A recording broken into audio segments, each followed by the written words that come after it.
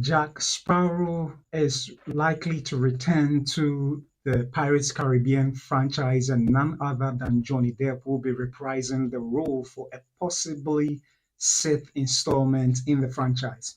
And also, whilst K-pop Demon Slayer is making headways on Netflix, Demon Hunter is dominating the box office in Japan. And also, last but not the least, an award-winning documentary which screened at the Locarno Film Festival has released a trailer online, and it talks about a Burkina Faso choreographer who is torn between home in Burkina Faso and his travels in Finland. We're talking about all these stories and more right here on the Film Mandate. My name is Papa Otu. Stay tuned.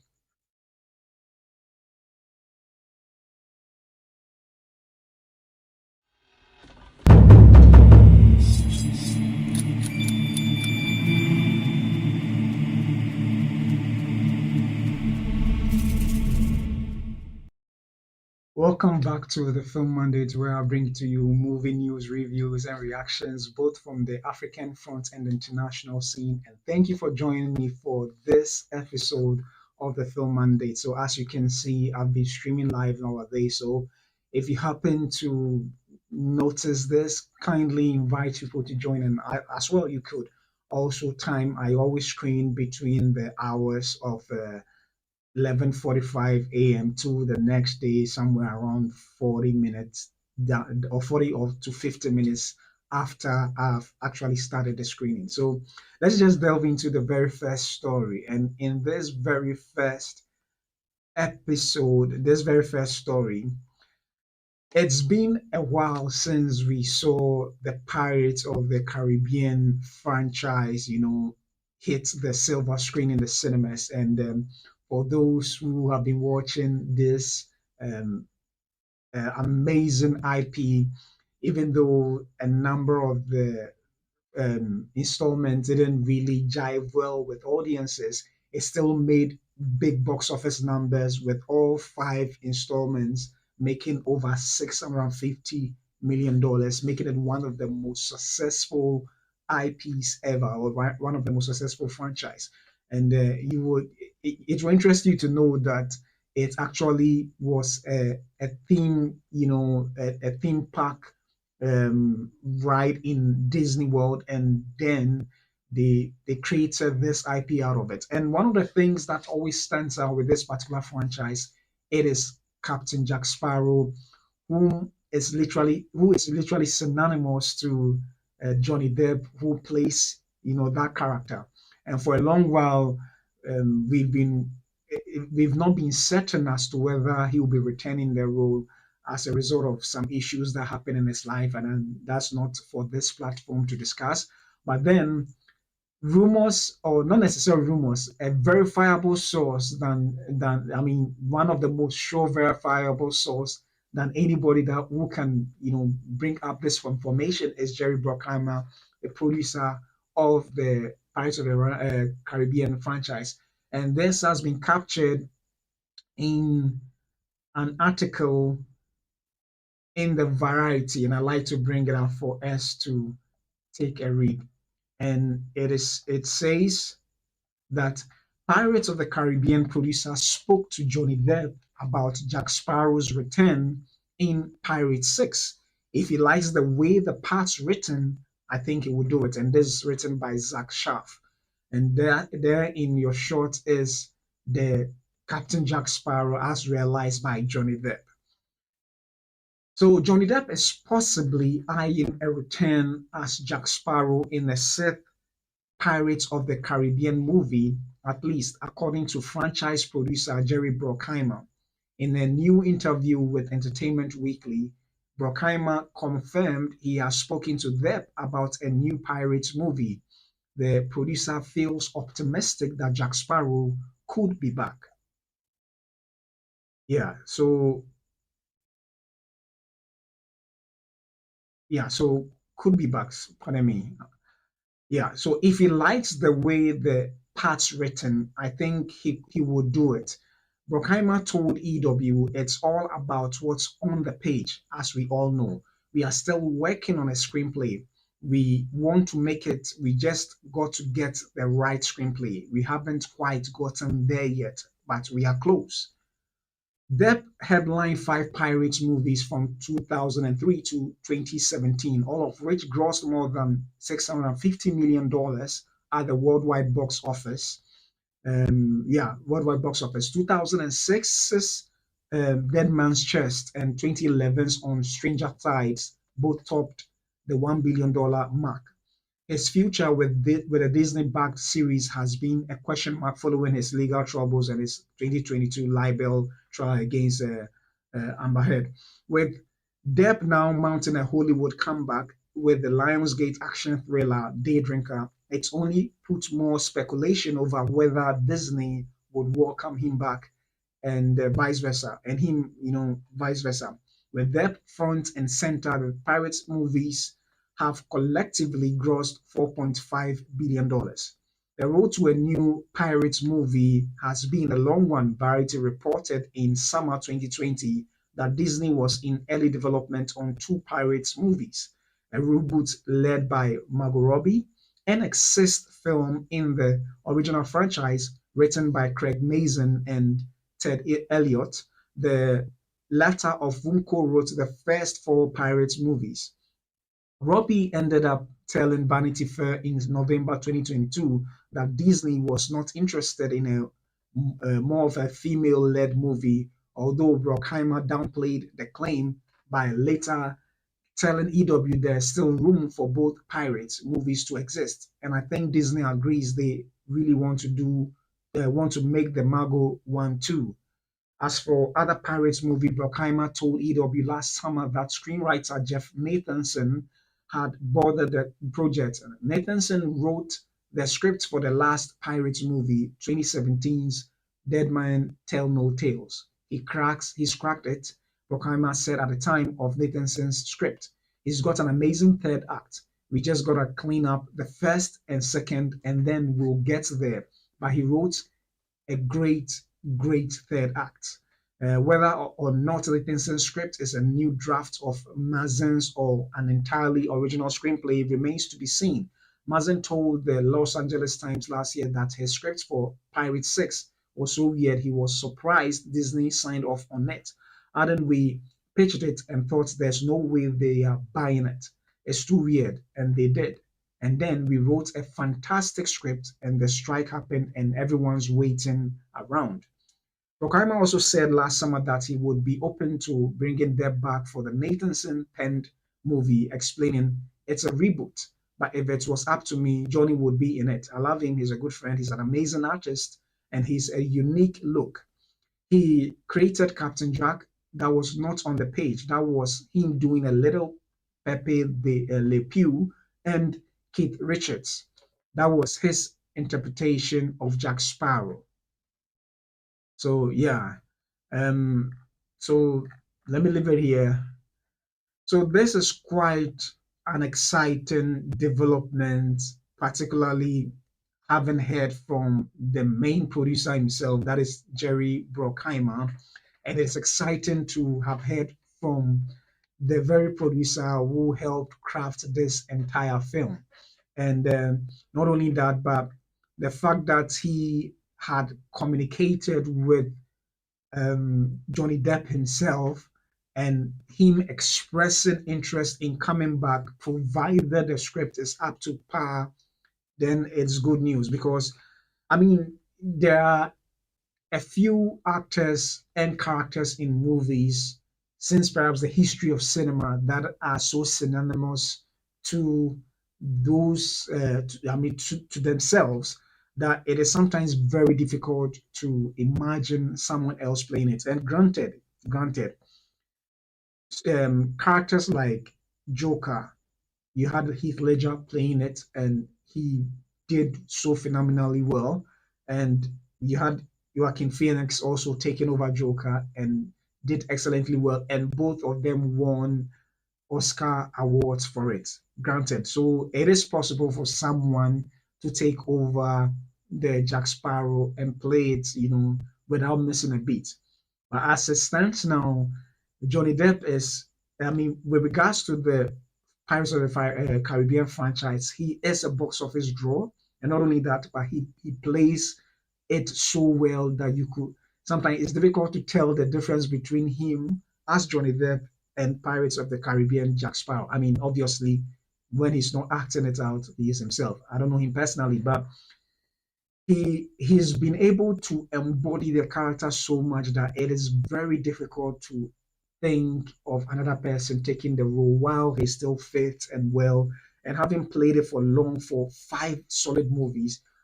Obviously, people he has the fans who are really ready to see him take over, and since nothing is stopping him, it is exciting to note because most fans, I mean, with regards to what has transpired in the past, most fans never thought this could possibly be, even from him as an actor, to want to work with Disney again.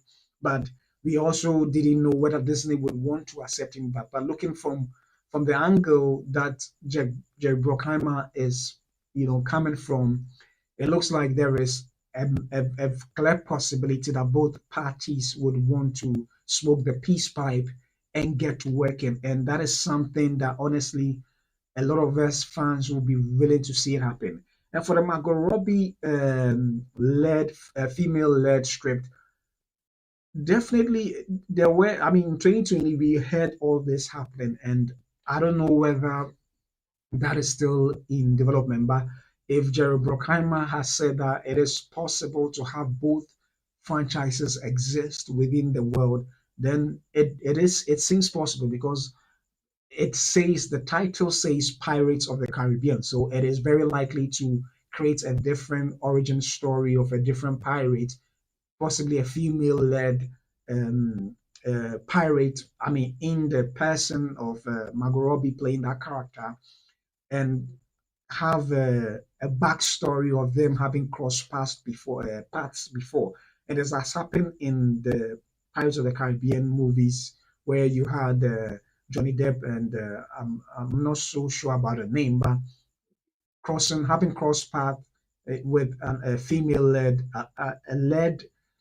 a female pirate, in the story. So it is very possible for them to craft the story in that manner. So, but as it stands now, it doesn't look so promising with regards to the Margot Robbie. Even now, it doesn't even look promising yet with regards to, I mean, so perhaps it doesn't look 100% sure yet with regards to Johnny Depp's interest because now we are still waiting on the script to be finalized.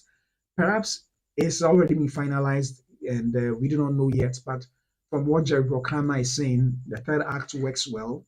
So he's looking at making sure that the first and the second act does well in order to support what the third act delivers on. So I'm sure perhaps Nathanson, who is working on the draft, is is seriously, at work helping, trying to hone out the kinks and work out the kinks and make sure that everything, works out well.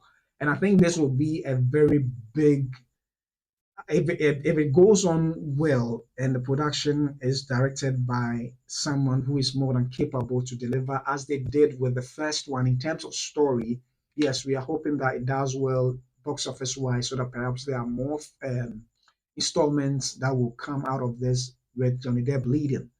But I think Disney haven't realized some of the challenges they faced with the Marvel universe. I'm sure they are most concerned now is to make sure that the story works out well first, and then you can think about the box office later. Because if a good story is told, you can be rest assured. I mean, not 100% surety, but on a greater percentage that the box office itself would work out. I mean, one that didn't work out well was I think Thunderbolts, and I mean, obviously, it's going to take some time for the audience to trust Marvel as they did before, owing to the fact that a number of their previous films and TV series didn't work out or didn't meet the expectations that they delivered in the several phases they've had. But I'm sure that when it comes to Johnny Depp, with his staunch fans, and diehard fans and the Pirates of Caribbean also having such avid, supporters for that franchise, it is very possible to have him come back and it's becoming a big box office draw. But regardless, having heard this, it is a good news. And I'm sure that when he is signed on to do this, they may also look at creating a possible cinematic universe, which I don't know whether there are any other source materials that they will fall on, because I know the little I know is that the concept itself came from a theme park ride. So it is still possible to craft a universe on its own for it to stand, because it is one of the most successful franchises ever, in cinema history. And definitely, if they want to do six, I, for one, would be happy to see Johnny Depp back in the role. He epitomizes the Jack Sparrow so well that for now, I can't imagine anybody's playing that role better than he can. Sure, there will be someone who will take over, down the line. But for now, it is exciting to hear this news that he's interested in reprising that role, provided the script is worth it. So, what do you think about this development about Johnny Depp showing this much interest in coming back, provided the script is up to the standard he would want to take upon? So, let me know your thoughts and drop it in the comments section below. So, moving from one Disney, from the Pirates of the Caribbean IP to another, IP hailing particularly from the East, the Asian region. It looks like currently, as it stands now, a lot of Asian properties are dominating one way or the other, in the space, in the cinematic space. And as it stands now, you have K-pop, the Demon Hunter, making it so big that on Netflix, and it has become, one of the darlings ever, one of the biggest cinematic, movements, if I should put it that way, to the extent that the Netflix is looking at putting it in cinemas for just a weekend. I think 24th to 25th, pardon me, 24th to 25th of August, and for a sing-along event. So almost in the same vein or a similar vein as they did as the one of the studios, I think Warner Brothers also did for Minecraft movie, for that, for those generation to have their feels day. It looks like they want to do something similar to this. And owing to that, it is, raising or piquing the interest of a lot of people who are enjoying the film so much on Netflix, and particularly the music, the number of songs in the film. But not only that, so is Demon Hunter Kimetsu no Yaiba, I hope I pronounce the name well, Infinity Castle, is dominating in Japan as we speak. And it is now among, just in 25 days, it is now at number 6 of the Japanese all-time box office as we speak, in 25 days. And this has been captured in an article published here, and I like to read it on. So it's published in the Crunchyroll article, and it says that Demon Slayer Kimetsu no Yaiba Infinity Castle takes 6th place in Japan all-time box office chart in 25 days. The movie's Taiwan opening also achieved the 7th largest opening ever in the country. And this is written by Darrell Harden. Demon Slayer Kimetsu no Yaiba Infinity Castle continues to climb the Japanese box office all-time chart, making 4.44 billion yen over the last week to become the country's 6th highest grossing film of all time. The new Demon Slayer Kimetsu no Yaiba anime film also premiered in Taiwan over the past weekend, the first place outside of Japan, topping charts and breaking records there as well. As of August 11th, Demon Slayer Kimetsu no Yaiba Infinity Castle has brought in 22.07 billion yen. That is 149.17 million US dollars in 25 days on the back of 15.69 million ticket sales, according to the series official accounts. Infinity Castle took the sixth place spot previously held by One Piece film Red and is just a little over 3 billion yen away from the fifth place film. Your Name, Infinity Castle, is also now the fourth highest grossing anime film released in Japan. So this is I think the official X account. This is the official X account of the Demon Hunter, Demon Slayer.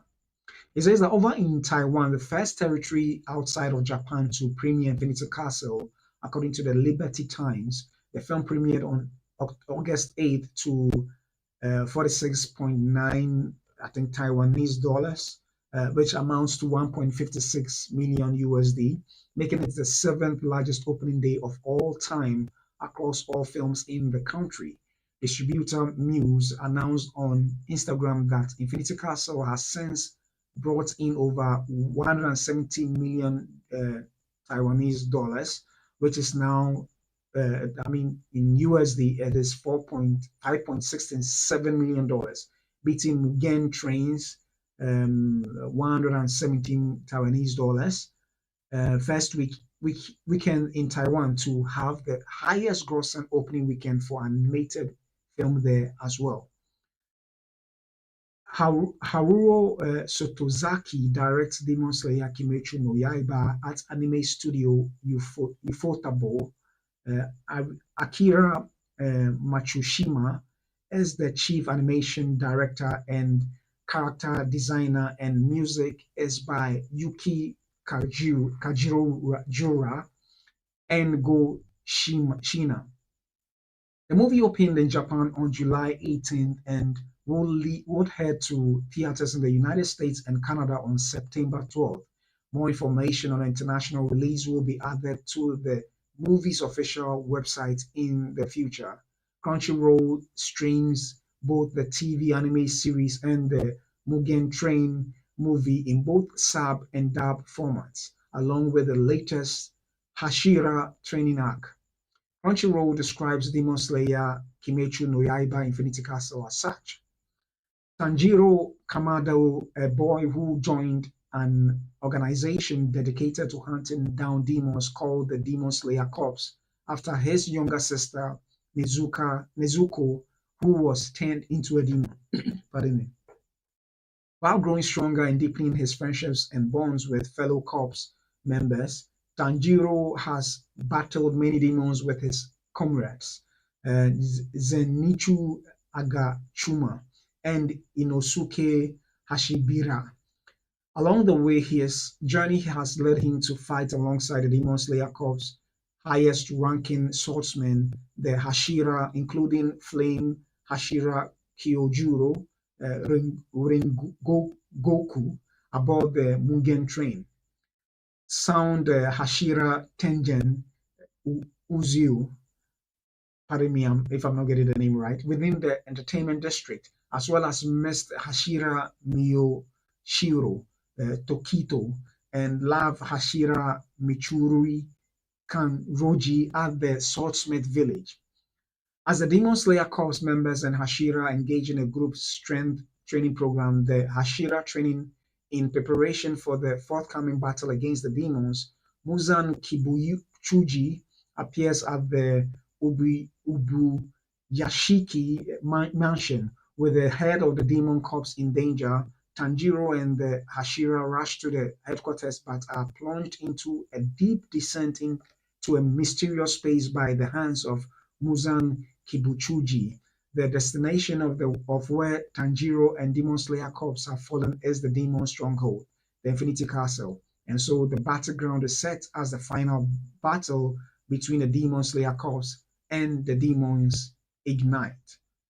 So there you have it. And it's fascinating how now more than ever, a lot of the Asian properties are dominating not just box office, not just the regular cinema screenings, but also streaming services. Yes, as I said earlier, we have the K-pop Demon Hunters actually dominating Netflix's as one of the most watched. If I think I'm not so sure about the numbers now, but it's one of the most watched films on Netflix at the moment.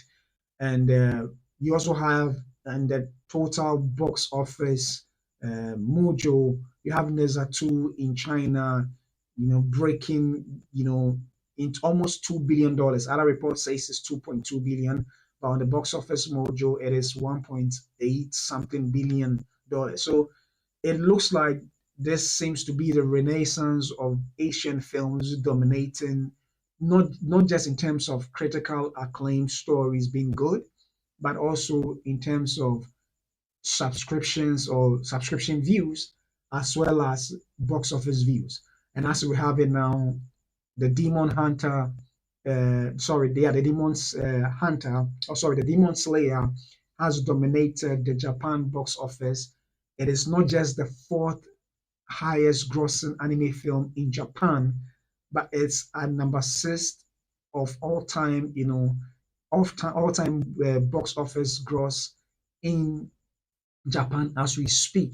Just in 25 days, it is at number six.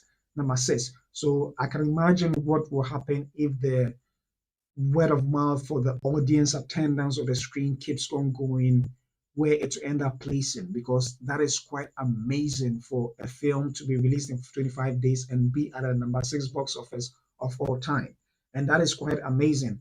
And I'm sure, I don't know how they calculate their box office all time results, whether when it goes to screen in the North American market and it brings in extra money, does it add up to what the box office of, in Japan, and whether that can affect the ranking in terms of moving from the sixth place to whatever position it will be in the top five. So it is quite interesting. I think it's something I would like to find out and get to know more about. When you look at the box office mojo, the way the box office is calculated, I mean, obviously, Box Office Mojo hails from America, so films from America, which dominates in the Northern American territory, they have the domestic box office, and then when it goes to foreign territories and also makes uh, enough revenue there, that amount is added to it, and therefore can affect or influence the position on the box office chart. So I don't know whether same can be said of the box office of Japan, where you they are likely to have what's it called? It affects the box office positioning for it to move from set to any other. But I mean, one of the things that have fascinated me about it be dominating in the box office charts as it did is what could have possibly contributed to the success of of this. And I discovered that one of the reasons is the fact that Demon Slayer it itself, this particular film or anime, actually was adapted from the source material of Demon Slayer. So what I knew prior to even this film is that they had it, the anime series, which was ongoing, and a lot of people watch it a lot. But then I discovered that it actually was adapted from a manga, and it the manga itself has sold over 220 million copies. That is how popular, both hard copies and digital. That is how popular the source material actually is. And I'm talking about worldwide. But in Japan alone, it happens that the number of copies in circulation in Japan alone numbers, I mean, across all the volumes that have been created, it numbers 165 million. That shows how much in love Japan is with this property.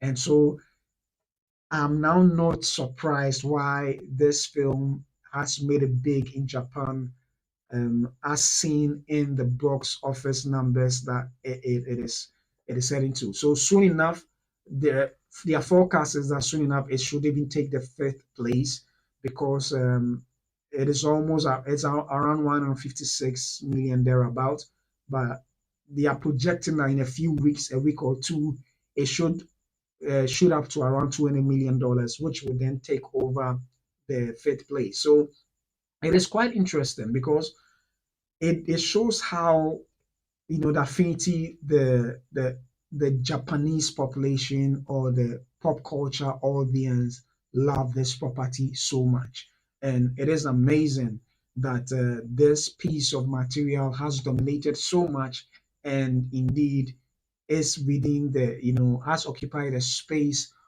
in the hearts of the Japanese culture. And I can imagine when it also spreads to the Asian region, now that it has done with Taiwan, I'm imagining how it's going to, also perform in other markets, in other Asian markets as well. If Japanese love it this much, I should also think that the Asian region also have it, in their hearts somewhere.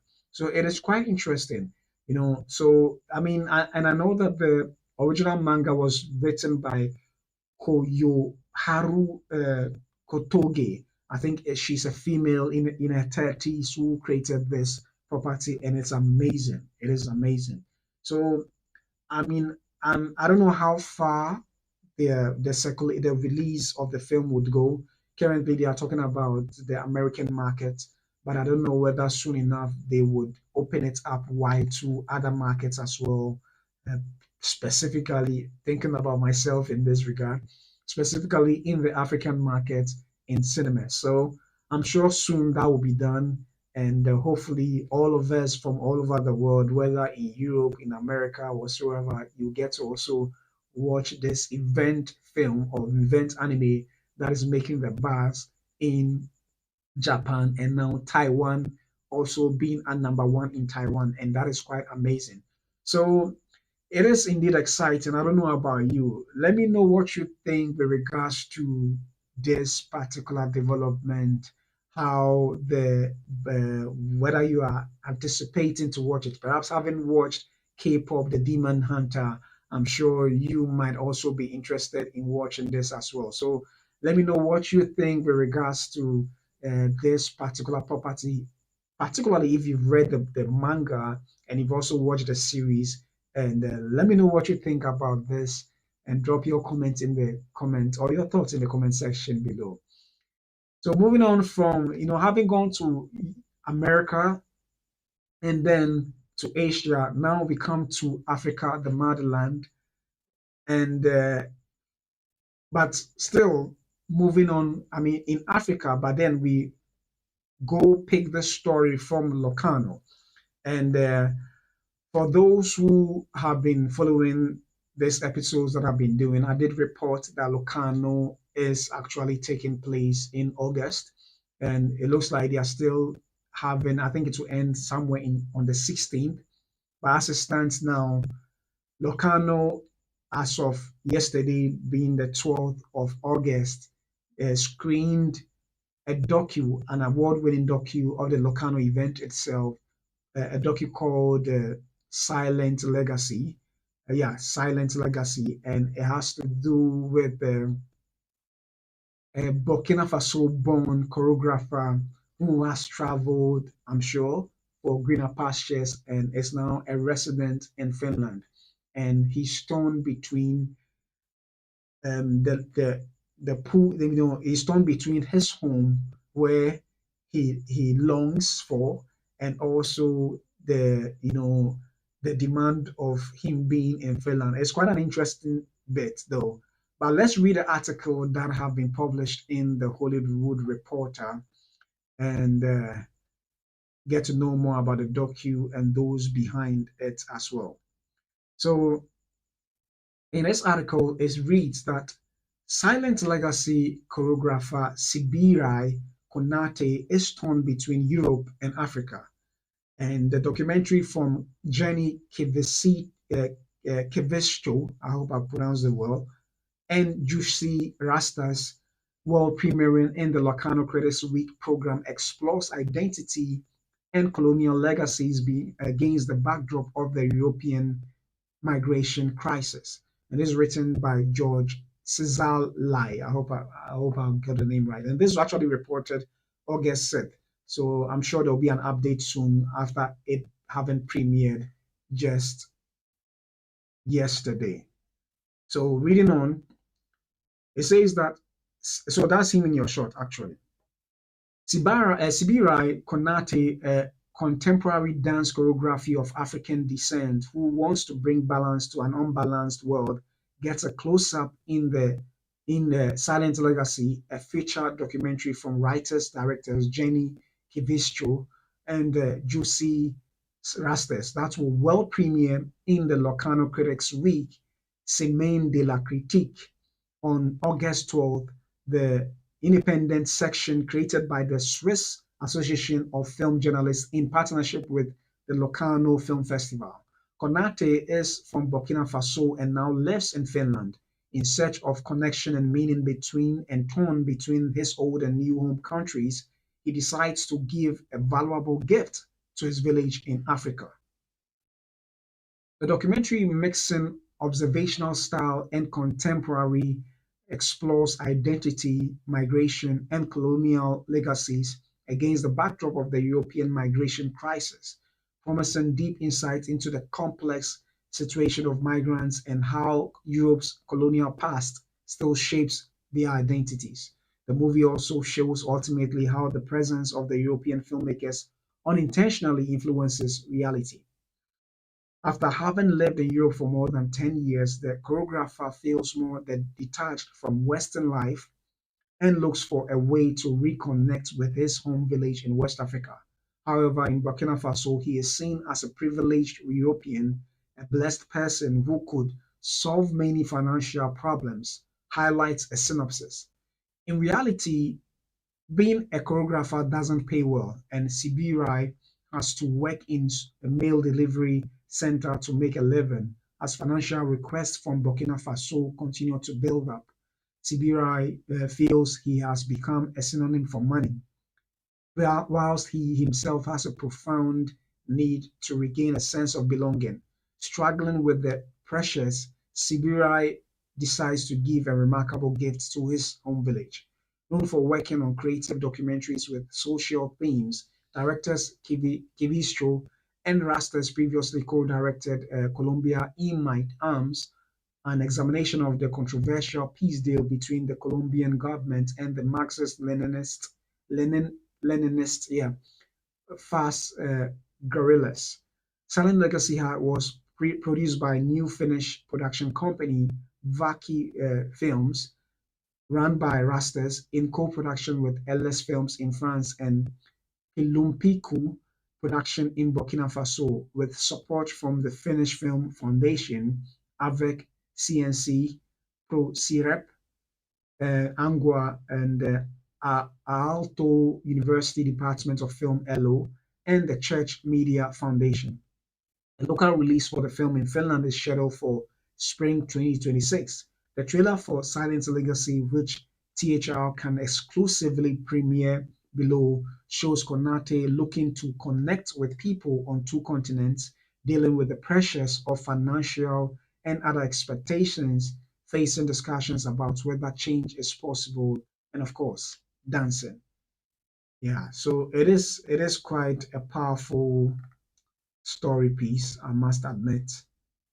Yeah, and yeah, so this is an award-winning, you know, documentary, and I must say I haven't watched voluminous documentary, so I may not be speaking with authority on this, but I think to have a documentary about an African choreographer who has gone out there to seek greener pastures and in a place where the arts are much appreciated, it still looks like for his kind of choreography, it still doesn't pay well and would have to still work to make it of delivering meals. And that is it is quite an interesting thing. I wouldn't say unfortunate because at least he's still finding ways and means to support himself with the mail delivery services offering.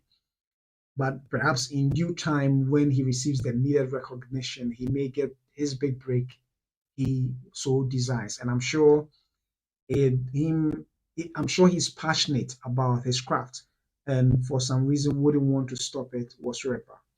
But then I'm sure his story is no different from a lot of Africans who have traveled abroad to seek for greener pastures and is always caught up in the quagmire of what he finds himself in at the moment, where you know that yes, you have the opportunity to live in this part of the world, and yet you always have a sense of belonging back home where you don't feel too much like I'm a European. Yet when you go back home, you are seen as a privileged individual who have figured it out.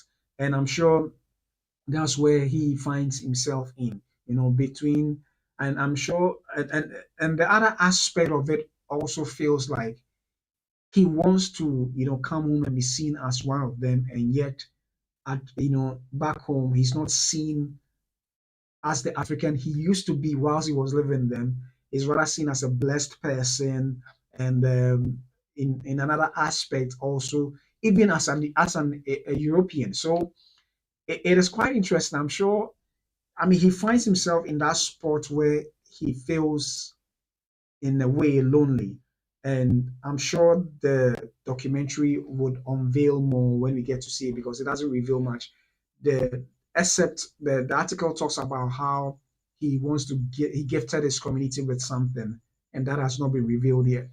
And I think it is quite an interesting story to really watch, and I would like to actually see it myself. And it looks like over this few couple of weeks, we are seeing a lot more documentaries from the about the African continent or from the African continent, and you have the Eyes of Ghana, which was produced by the Obamas and had Brain, I've forgotten the name, I think it's Brainfoot as a director, an award winning director directing that one as well. And now we have this one, which is Silent Legacy, which is talking about Sibirai Konate from Burkina Faso. So I'm excited about all these developments coming from or highlighting on stories in Africa, and it's quite exciting.